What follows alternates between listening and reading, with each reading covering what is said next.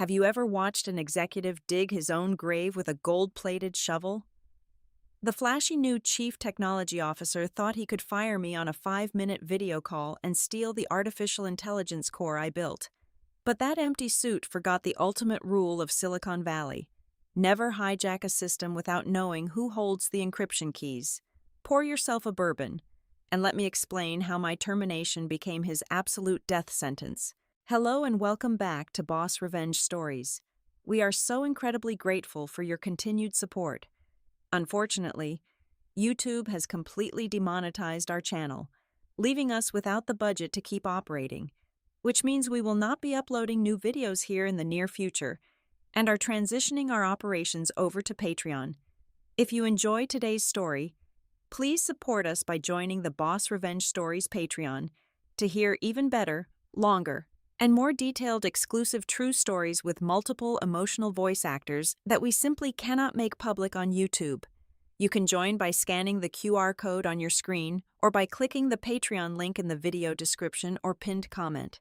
Now, let us dive right into today's story, where you will meet a brilliant engineer named Isla Hudson. I am 32 years old, and until recently, I was the lead artificial intelligence integration architect at Nexusphere Dynamics down in Austin, Texas. I am not one for corporate politics or flashy presentations. I am a gritty, practical engineer who prefers the quiet hum of servers to the empty chatter of boardrooms. Over the last 4 years, I built a machine learning algorithm from the ground up called Project Nova. It was not just a side project. It was the beating heart of the company. That single piece of code was single-handedly carrying 80% of the entire company revenue without Nova. Nexusphere was just another empty shell in a sea of tech startups. Then came Julian Cross. Julian was our brand new chief technology officer, parachuted in straight from a shiny venture capital firm. He was the kind of guy who wore bespoke suits to a tech hub, flashing a resume glittering with successful exits that he probably had little actual hand in. The man spoke almost exclusively in hollow buzzwords. Every meeting with him was a painful marathon of him talking about ecosystem optimization, synergistic alignment, and his absolute favorite, disruptive thinking. He did not know the first thing about actual coding, but he sure loved to pretend he was the visionary we had all been waiting for. Almost immediately, Julian made it his mission to belittle me. To him, I was just some outdated code monkey who did not fit into his sleek, venture-backed aesthetic. He started talking over me in meetings and casually dismissing my architectural decisions. "We need to move beyond legacy mindsets, Ela," he would say with that condescending, chrome-plated smile of his. Slowly, I noticed my administrative privileges were being revoked. He was systematically stripping away my core access to the very systems I built, paving the way for a team of what he enthusiastically called his next-generation engineers. These were kids fresh out of college who knew how to make pretty user interfaces, but could not optimize a data pipeline if their lives depended on it. It did not take a genius to figure out what he was doing. We were weeks away from a massive Series C funding round. Julian was secretly orchestrating a plan to push me out of the company right before the money hit the table. His goal was glaringly obvious. He wanted to claim total and absolute credit for Project Nova. By getting rid of the creator, he could easily rebrand my life's work as his own exclusive, visionary product and secure his golden parachute. But Julian made one fatal error, the kind of mistake born out of pure arrogance. He never bothered to read my original onboarding files. You see, I did not join Nexusphere as a standard, run-of-the-mill, salaried employee. When I first started, I was an independent contractor. Project Nova was already mine. I brought it into the company under a highly specific, conditional use license. Nexusphere did not own my code. They were merely renting it. As I watched his little power play unfold, I felt the familiar sting of corporate betrayal.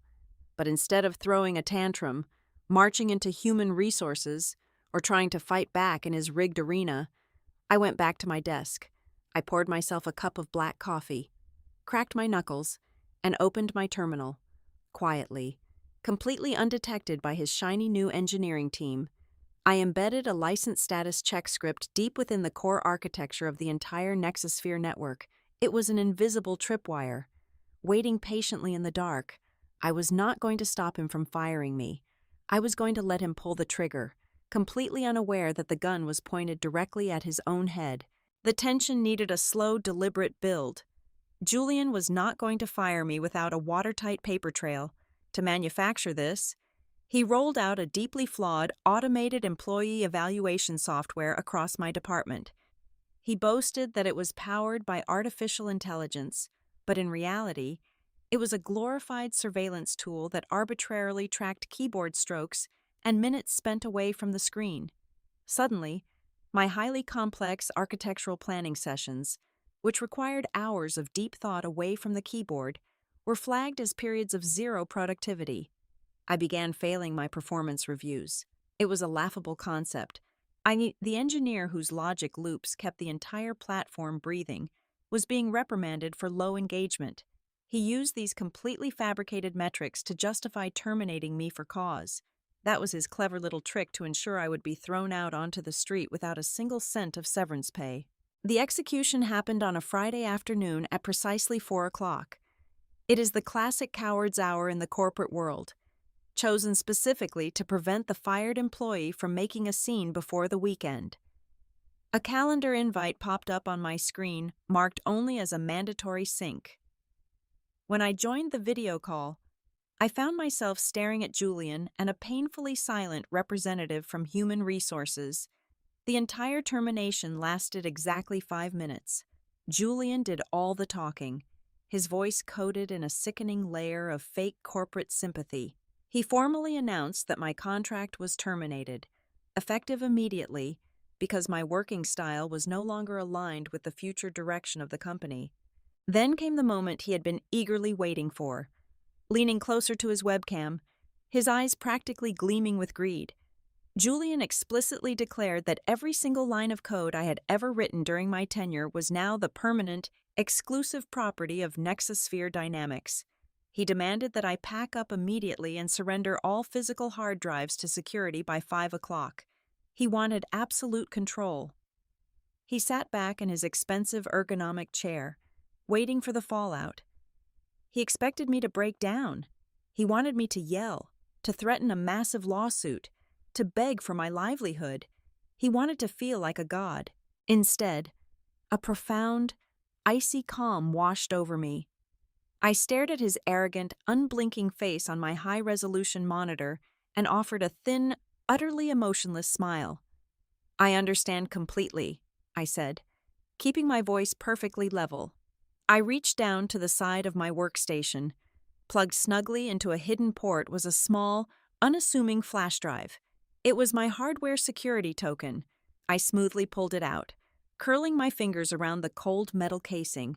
I looked directly into the camera lens, meeting his gaze one last time. "Good luck with the funding round." Julian, before he could process the interaction or utter another syllable, I clicked the red button and ended the call. 30 minutes later, the blistering Austin heat hit my face as I walked out of the glass building. I carried nothing but a small cardboard box containing a coffee mug and a few personal items. I did not drive home to cry, and I certainly did not open my laptop to update my resume. I drove straight into the heart of downtown, pulled my car into a secure, shaded parking garage, and took the elevator all the way up to the 40th floor. I walked straight past the receptionist and into the private office of Garrett. Garrett was my intellectual property attorney, and calling him ruthless was doing him a massive disservice. He was a legal predator in a tailored Italian suit, a man who built his career on professionally eviscerating corporate thieves. I walked up to his pristine mahogany desk and dropped the hardware token right in the center of it. The metal made a sharp clack against the wood. Garrett took one long look at the drive, then looked up at me with a knowing smirk. "So, the new guy actually did it?" he asked, already walking over to his private bar cart to pour 2 glasses of neat scotch. "He actually did it," I replied, accepting the glass. We did not waste any time celebrating. We moved directly to his encrypted terminal. It was time to activate what we privately called the revocation protocol. Hidden deep within the original licensing agreement that the previous chief executive officer had signed, there was a hyper-specific, ironclad clause.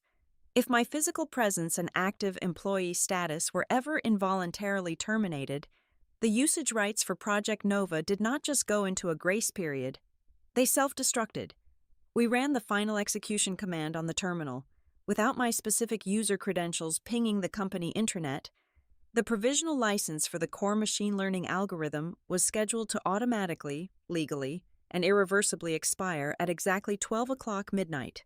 The guillotine was raised, and Julian had just willingly placed his own head on the chopping block. Monday morning arrived with the kind of electric, nervous energy that only a major tech launch can generate. At exactly 9 o'clock in the morning, Julian gathered the entire company for a massive all-hands meeting. The main conference room was packed tight with the board of directors sitting in the front row. While hundreds of remote employees dialed into the stream, Julian strutted across the stage holding a wireless clicker, wearing a perfectly fitted designer jacket. Behind him, a massive screen displayed a sleek, newly designed logo. He was absolutely glowing with unearned pride as he proudly announced the official launch of Nova 2.0. He pitched it as a revolutionary upgrade, a system completely built from the ground up by his new, visionary engineering team. In reality, it was just my exact architectural framework with a different color scheme slapped onto the user interface. "We are about to demonstrate the true power of synergistic optimization," Julian announced to the silent room, flashing his signature, empty smile. "Prepare to witness the future of Nexosphere dynamics." He turned to his lead interface developer and gave a theatrical nod to initiate the live data processing sequence. The giant screen switched to the main analytical dashboard, ready to ingest millions of data points in real time. But beneath the surface, deep within the dark, silent trenches of the server infrastructure, the system was performing its automated morning routine. The internal network scanner sent out a blind ping, searching for the hardware license key for my specific administrative server. It found nothing. The midnight deadline had passed. The revocation protocol I had established alongside my attorney was now in full effect. Now, a poorly designed system would have simply crashed. It would have thrown up a generic blue screen of death or a simple timeout error. If that had happened, Julian could have easily blamed a brief outage on our cloud service provider, bought himself a few hours, and saved face in front of the board. But I did not build a fragile system. I built a brilliant one, because the license check failed. The core machine learning layer quietly decoupled itself from the processing engine without shutting down the servers. The artificial intelligence did not die. It simply lost its foundational logic parameters. It went completely blind and deaf. Yet it kept trying to do its job. Within 10 seconds of Julian initiating the live demo, the system began experiencing massive, cascading artificial intelligence hallucinations. The numbers on the giant presentation screen began to spin out of control. Instead of categorizing standard client data, the algorithm started wildly misinterpreting everything. It classified our enterprise software clients as agricultural livestock. It began generating automated trading predictions that recommended selling everything and buying imaginary commodities. The board of directors watched in absolute stunned silence as the real-time financial reporting dashboard updated itself to show a sudden, inexplicable loss of $7 billion in revenue for the current fiscal quarter. Julian visibly paled. The confident smirk completely vanished from his face, replaced by raw, unadulterated terror. "Shut it down!" he hissed into his microphone, his voice cracking. "Shut the display down right now." But the nightmare was just getting started. Julian abruptly canceled the rest of the meeting. Sprinting out of the conference room with his hand-picked team of junior engineers trailing behind him like frightened ducklings, they bolted into the main security room and frantically pulled up the master code repository. Julian was screaming at them to manually override the system and force a hard reset. His new team began furiously typing, trying to crack into the source code to rewrite the disabled logic loops.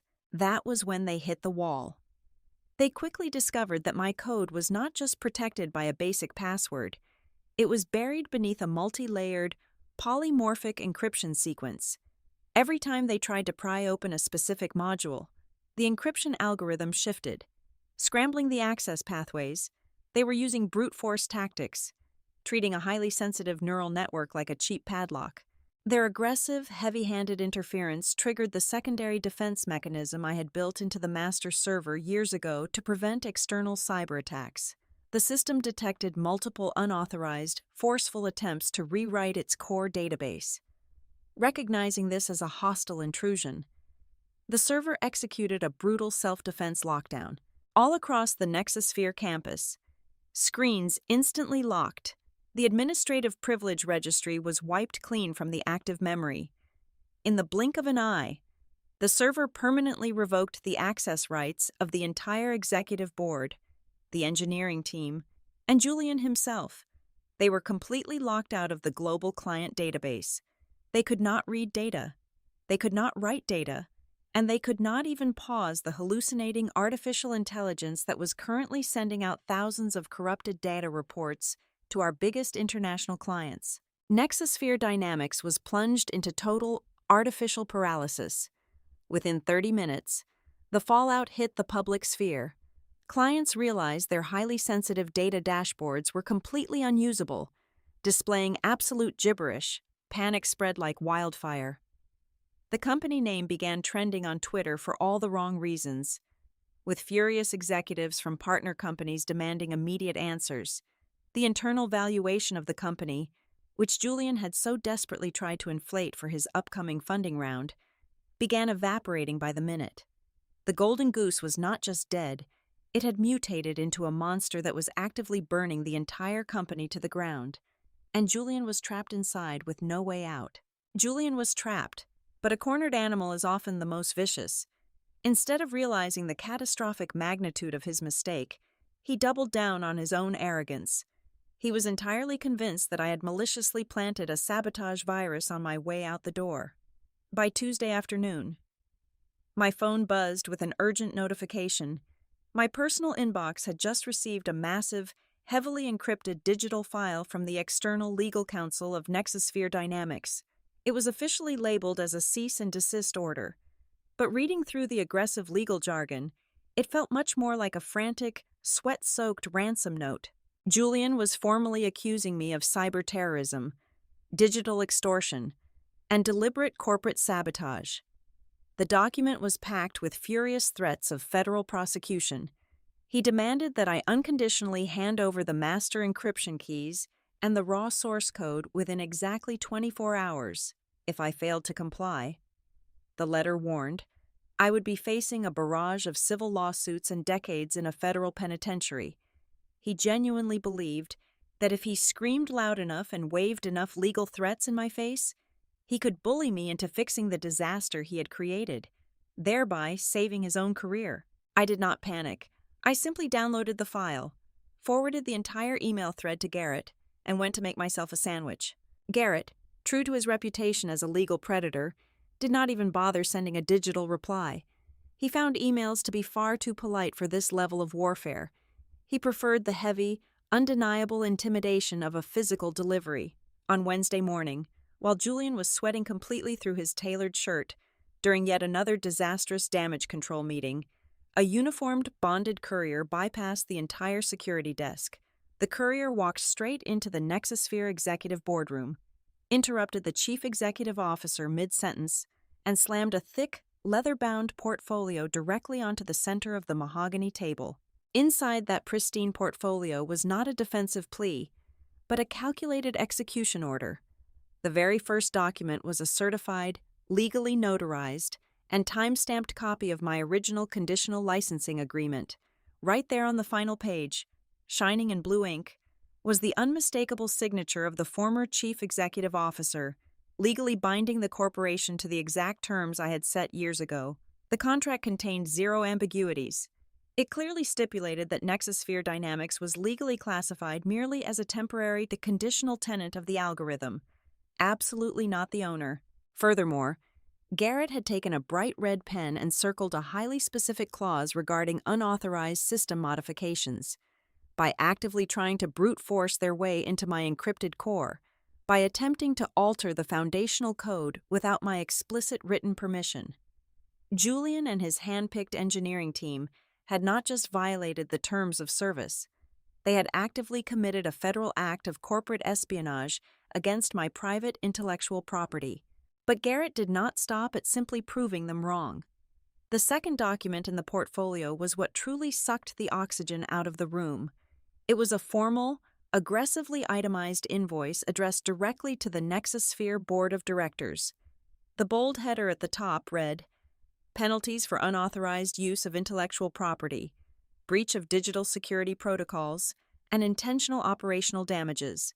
The total amount due at the bottom of the page was $25 million, payable immediately in fiat currency. When the board of directors saw that number, the boardroom erupted into absolute, unhinged chaos. $25 million was not just a slap on the wrist, it was a lethal blow. It was more than enough cash to instantly bankrupt their upcoming funding round and send the entire company into an immediate, irreversible death spiral of liquidation. The chairman of the board physically cornered Julian against the wall, screaming at him at the top of his lungs, violently demanding to know how he could have blindly authorized the termination of the one single person who legally owned their only functional, profitable product. This was the exact moment Julian crossed the invisible point of no return. A rational man would have recognized defeat, resigned on the spot, taken whatever meager severance package was left, and vanished into obscurity. But Julian possessed the kind of toxic, blinding narcissism that completely severed his connection to reality, panicking under the crushing, suffocating weight of the board's fury, and utterly desperate to keep his golden parachute intact. He decided to double down on a catastrophic lie. Julian retreated to his private office, locked the heavy glass door, and knowingly committed a federal felony. Using advanced document editing software, he drafted a completely fake, entirely fabricated addendum to my original employment contract. The fictional document stated in dense corporate speak that upon my promotion to lead artificial intelligence integration architect, I had willfully and permanently surrendered all intellectual property rights of the algorithm over to the corporation. To complete the desperate illusion, he pulled a high-resolution digital copy of my signature from an old, buried internal expense report and meticulously superimposed it onto the bottom line of his forged contract. Armed with this piece of completely fictional paper, Julian managed to regain a fraction of his arrogant swagger. The very next day, he scheduled an emergency video conference with the lead partners of the massive venture capital firm handling the Series C investment round. These were incredibly wealthy, highly skeptical investors who were already getting highly nervous about the public rumors of a massive system outage leaking onto social media. Julian sat perfectly upright in his pristine office chair, looked directly into the camera lens, and confidently presented the forged document on the shared screen. He flashed his shiny, empty smile and smoothly assured the investors that the current technical difficulties were nothing more than a minor, temporary network configuration error caused by a disgruntled, highly unstable former employee. He literally laughed out loud at the $25 million invoice, dismissing it as a desperate, pathetic extortion attempt by an engineer who simply could not handle being let go. He pointed directly to the fake signature glowing on the presentation screen, solemnly swearing to the panel of investors that Nexusphere owned the technology 100% free and clear, and that the legal threats were entirely baseless and would be dismissed in court. He genuinely thought he had successfully built an impenetrable firewall of lies to protect his funding round. He had absolutely no idea that I was already holding the match, just waiting for the perfect moment to burn his entire world to ashes. The stage for the final act of this corporate theater was set inside a highly restricted, heavily encrypted video conference room. The board of directors and the venture capital firm had demanded an emergency, mandatory hearing to resolve the massive legal standoff before a single dime of new money changed hands. When the grid of video feeds populated on my monitor, I found myself staring at the faces of 12 of the most prominent, ruthless, and wealthy venture capitalists in the country. These were men and women who moved billions of dollars before breakfast, and they looked absolutely furious that their time was being wasted by an internal human resources dispute. Julian, naturally, tried to seize control of the narrative immediately. He was sitting in the main executive boardroom back in Austin, wearing a brand new, sharply tailored suit, trying his hardest to project the image of a fearless leader under fire. Garrett and I sat side by side in his downtown law office, our microphone muted, simply watching the performance begin. With a theatrical sigh, Julian shared his screen with the entire conference. He pulled up the forged PDF document, displaying my fabricated signature at the very bottom for all 12 investors to see. His voice dripped with a nauseating mix of fake sorrow and aggressive self-righteousness. He boldly accused me of attempting to extort $25 million from the corporation during its most sensitive and critical operational transition. He painted me as a bitter, deeply unstable former contractor who could not handle the pressure of scaling up, completely dismissing my legal claims as the desperate flailing of a saboteur. "As you can clearly see right here on the screen," Julian stated, using a digital laser pointer to circle the bottom of the page. Isla Hudson signed away every single piece of intellectual property rights over a year ago. She has absolutely zero legal standing. Her code belongs to Nexosphere Dynamics. 100%. We are dealing with a simple case of corporate blackmail, and I assure the board and our valued investors that I am handling it with the utmost severity. The lead investor, an older, stony-faced billionaire who had remained perfectly silent until now, leaned forward into his camera. He looked at the document, then shifted his gaze to my video square. He bluntly asked if I had anything to say before he authorized his legal team to involve the federal authorities for cyber extortion. Garrett did not say a word. He simply leaned back in his leather chair, folded his hands, and gave me a slight nod. The floor was completely mine. I unmuted my microphone. I did not raise my voice, and I certainly did not defend myself against Julian and his ridiculous accusations. I was perfectly, terrifyingly calm. I looked straight into my webcam and addressed the lead system administrator, who was acting as the technical moderator for the conference call. "Before we involve the federal authorities," I said, keeping my tone completely even, "I would like to ask the technical moderator to take remote control of Julian's shared screen for just a moment." Julian immediately bristled, his eyes darting nervously toward his webcam. He loudly objected, claiming it was a waste of time, but the lead investor sharply ordered him to sit down and shut up. The moderator confirmed he had remote access to the document. "Thank you," I continued.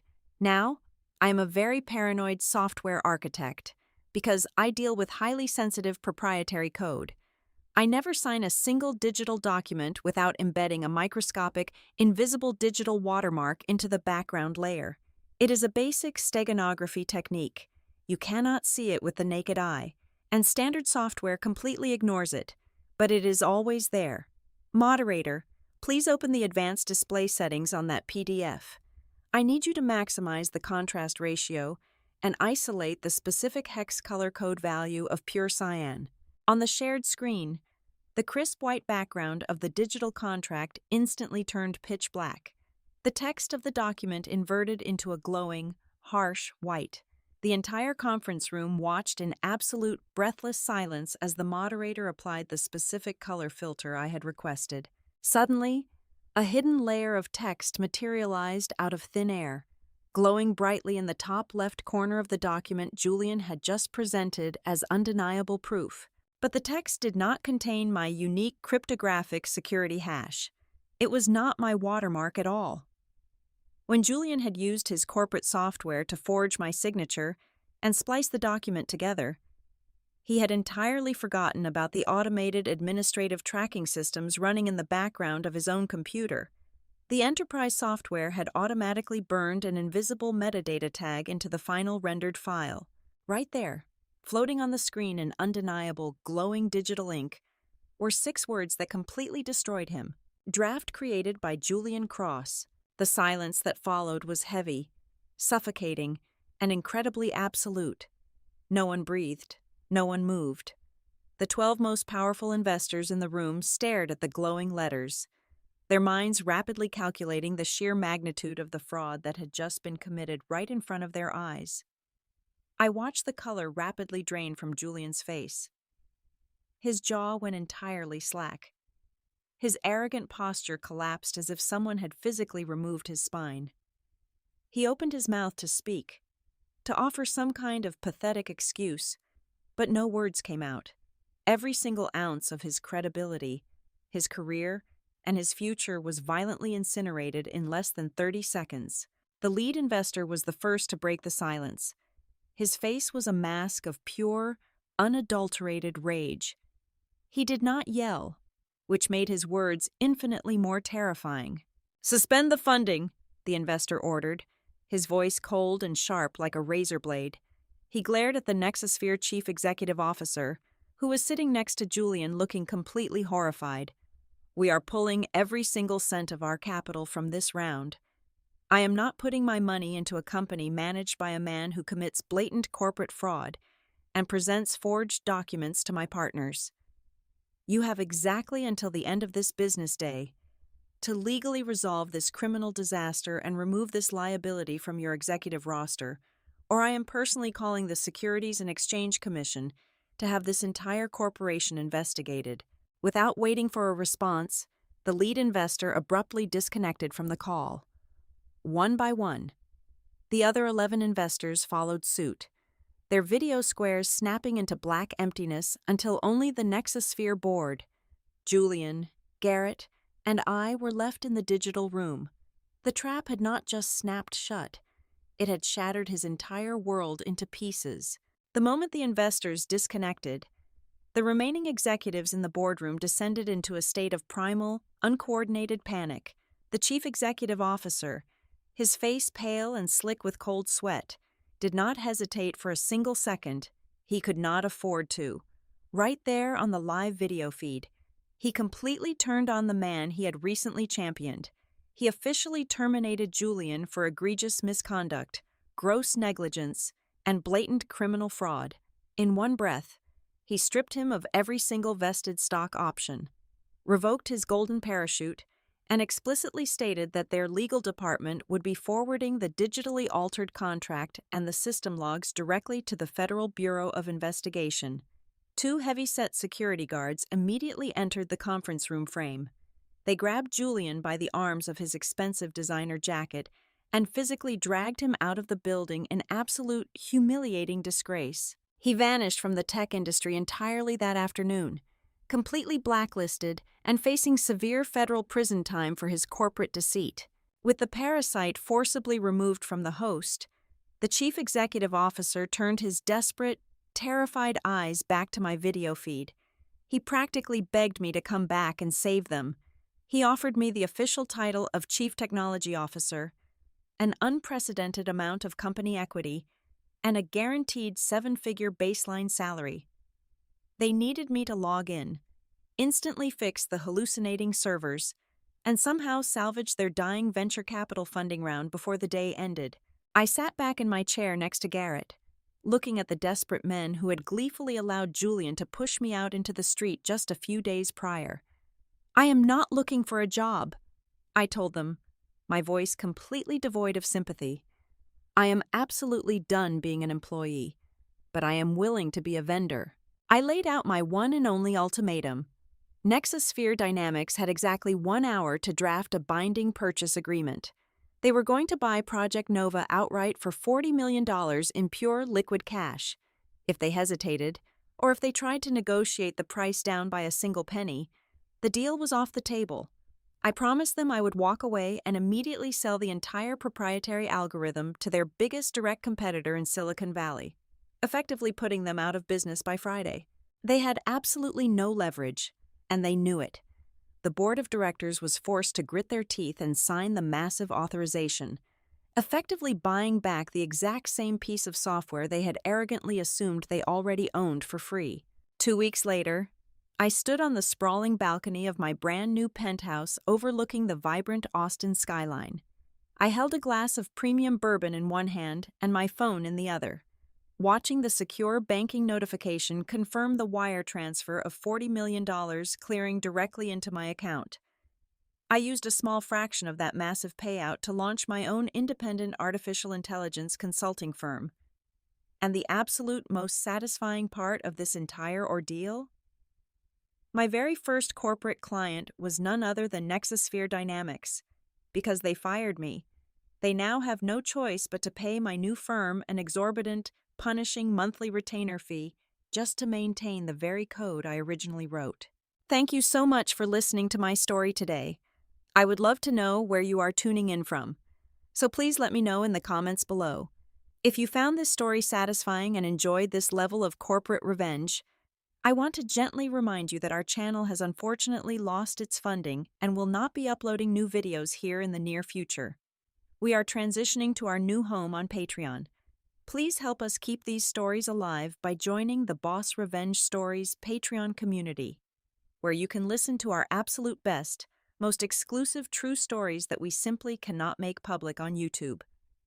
You can support us right now by scanning the QR code on your screen or by clicking the Patreon link in the video description or the pinned comment. Thank you again. Stay sharp, and always remember to hold on to your encryption keys.